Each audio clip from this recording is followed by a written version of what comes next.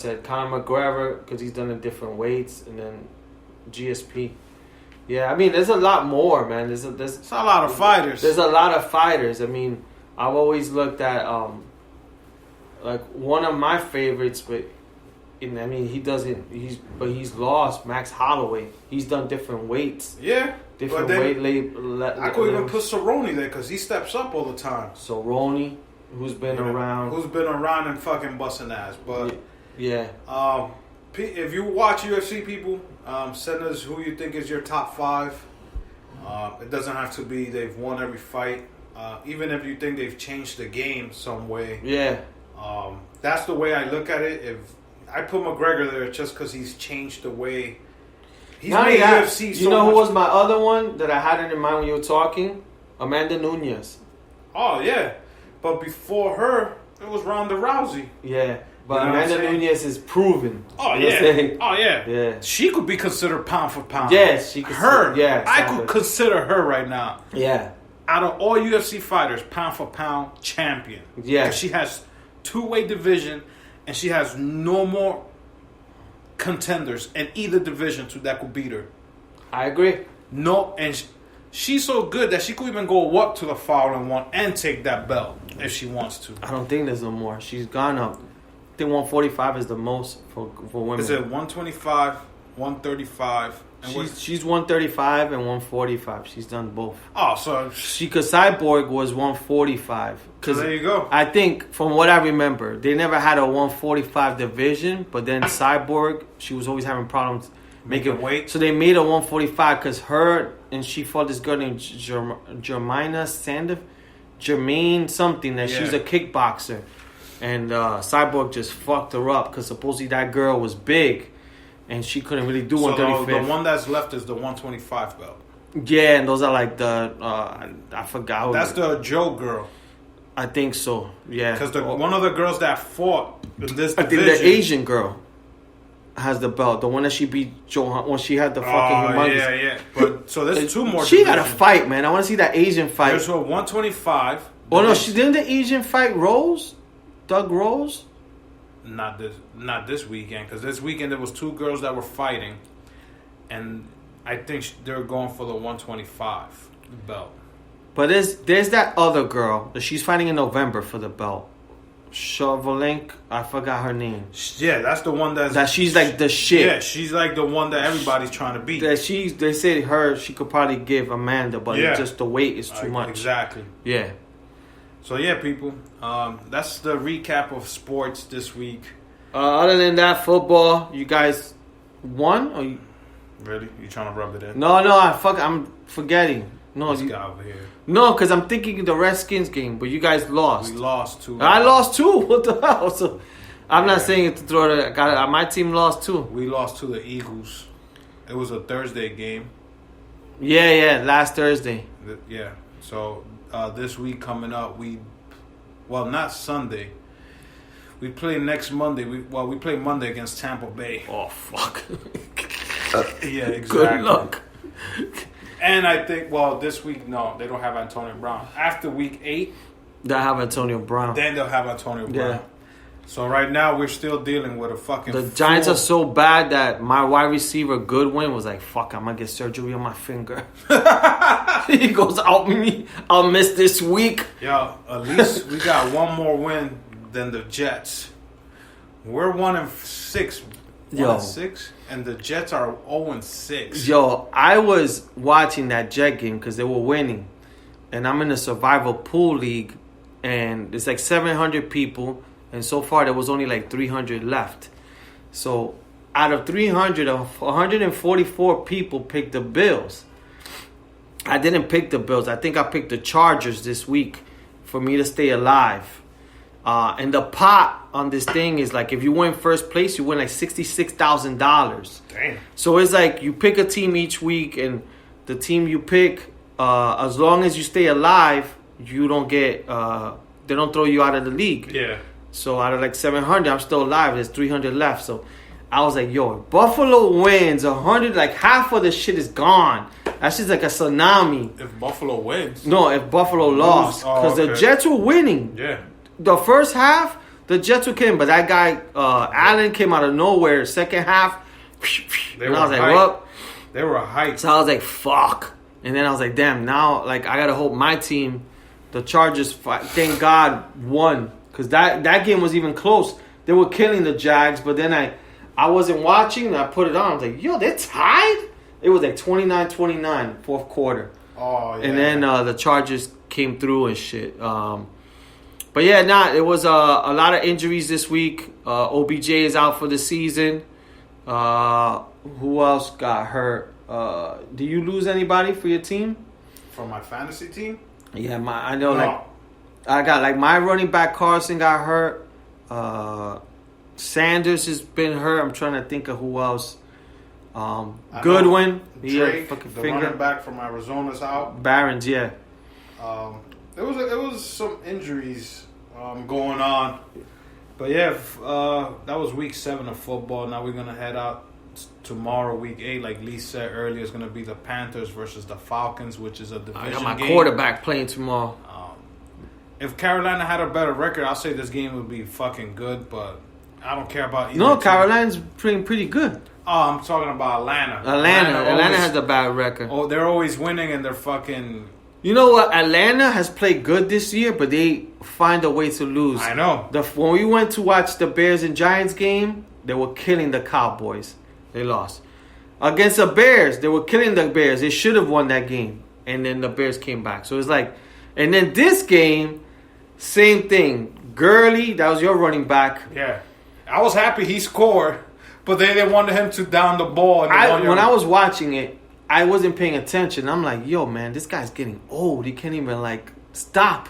I thought he lost his footing. I thought he did like your quarterback. Oh, like he tripped? Yeah, and I'm like, yo, he's getting old, bro. He needs to get his knees checked. He tried to stop. Yeah. But his momentum pushed him in. Yo, like, he was going so hard that his momentum pushed him in. Yeah. Oh, well, what can we do? And then the Cowboys... Their quarterback, that's a big injury. Oh, my God. They're so they got some guy named Benny DiNucci. Yo, he sounds like he's in a fucking he sounds sitcom. Like a lawyer office. If you need to get arrested, call Benny DiNucci. That's my cousin. He'll get you out of jail. That's my cousin Vinny. Look at it. It's like fucking Vinny's pops. That's fucking yeah, crazy. Man. So, then I know with the Dolphins, they benched Fitzmagic. I think that's a crazy move because that guy was playing real good, but they're going to put the rookie in and let's see what how the rookie does. I guess, because they have a winning record right now. Yeah. And he's the popular kid right now. Yeah. I don't see him doing any better than Lamar and I don't see him doing better than Kyler Murray right now. No. Kyler Murray's playing really good. I don't see him doing better than Lamar Jackson. I would have held out and keep him for next season because Fitzpatrick had the momentum going on. Yeah. Why not keep that? But I don't know. The Dolphins, I guess they want another losing season. Yeah, it's just Florida, bro. Something's in Florida. Something in the water. Something in the water. So, people, this is the last episode before Halloween. Halloween is Saturday. Have you been watching any scary movies or horror movies? Yeah, I think I've been watching a few, but it's what horror movies, man, they're hard to find, bro. Like unless you go back to the old school and you find like a old movie. Yeah. But now, like there's so many that pop up in my prime because I watched a few, and then I'll just look at the thing and I'm like that looks kind of dumb, but. There was one I watched last week. I think I told you. I think it was called something scary, Tales of the Scary Stories or something like that. It's in Showtime, but Showtime. So it's like a movie they did. I thought it was like a series, but it's actually like a movie. It's not too bad. It's like the first few minutes is like young kids, kind of like funny, kind of sort of like I'm not gonna say Stranger Thing, but like it got that humor. Yeah. You got the kids who are like the high school varsity. They start fucking around with a scarecrow. Okay. But the way this scarecrow looks, it doesn't look like your typical scarecrow. It looks like a old like real person. And I was like, yo, is that the way scarecrows are supposed to look? Yeah. They be hitting it with a bat and talking all this shit to it, and then like you see. So then, and then there's also like, then there's also kind of the nerds. They throw eggs. They put shit. Yeah. Like we all do. Put shit in a brown paper bag. You burn it and you throw it. You know, I never did that.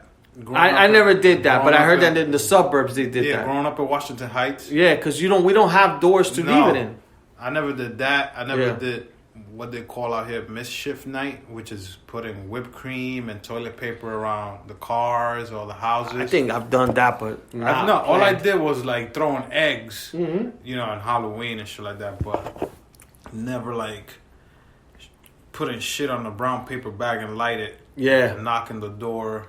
Yeah. Well, but continue with... Yeah, so that movie it wasn't too bad. Like the first few, it's like entertaining because the kids who are in it, they're funny. And it's like, oh shit, it's not that bad. Because when I saw it, I thought it was going to be kind of corny because like it's hard to find like a good scary movie. But it wasn't too bad. I saw the movie. They, you know, basically they fuck around, go to a haunted house. And within that, things keep happening to each person. And it basically is a tale, but it's based on a book that they found in the house, and somehow it ends up in the person's house, and the book itself starts writing. Oh, okay. When they open it, writing on the person, and something happens to that person. So, gotcha. That's what I saw in terms of scary stuff. I finished the show Evil. That was real good. I finished that show. Yeah, so I finished that, and then I started watching. I'm up to like the second episode, the haunted. The House, Blind Manor, whatever. Yeah, it's okay, man. It's just the British stuff. Like I don't know, it's kind of it's slow. It's not, to me, it's not that scary. It's just really slow. So you have to really pay attention to figure it out. So I think I'm up to like episode 3 because I was watching and my girl's like, "Oh, you know who's that?" And I'm like, "Nah." She's like, "Oh," I was even paying attention. So, other than that, and I think when my sister was here, I kind of rewatched Utopia with her so she could get more of a sense, which for me was good because I wasn't fully paying attention. Now I was like, oh shit, that the certain things added up within the comic book that I first didn't pick up. So that's been pretty much it. I mean, I'll let you talk on your scary movies, but I'll go on the movies I've watched. Borat, we could get into if you saw it. I watched that. I watched this other movie because I've been home. It's called 537 Votes. It's on HBO. What the hell's that about? It's a documentary. It's based on this guy named Billy Corbin. He does he's the one that did the Cocaine Cowboys. He's the one that did for ESPN, the Miami U. And I don't know if you guys ever get a chance to watch it, he does the documentary based on Alex Rodriguez on when he was using steroids. So, and that one is real good because he uses little kids to tell the stories. And you find out about Manny and all that stuff. So he did a documentary on HBO called 537 Votes. So all his documentaries are based in Miami. Okay. And supposedly this guy was trying to go at him. What's his name? The UFC fighter with the beard, Masvidal. Jorge? Yeah, he was talking shit to him. So this guy, he did this documentary, HBO, called 537 Votes, which is based on basically what happened on the year that George Bush and Al Gore went for president. Because remember, there was a traque in Florida. Okay. So he breaks down that whole thing, and the whole thing kind of stems from Cuban Americans that kind of directed, like they basically kind of were the ones who kind of made George Bush the president in a way, because that was the same year or the year before that was when Ilian, that Cuban little kid, came into Cuba, and there was a lot of stuff going on because the government, Cuba wanted the kid back because the father was over there in Cuba. The mom died trying to come to Miami. So the kid came by himself on the boat. Okay. But the reason he came was she was trying to get a better life for her sister. Gotcha. So she was living with her sister and uncle. So they were like, we're not letting go of him. So this became this whole Cuban versus America thing. Mm-hmm. And then it became a republic versus the Democrats. because the Republicans were like trying to force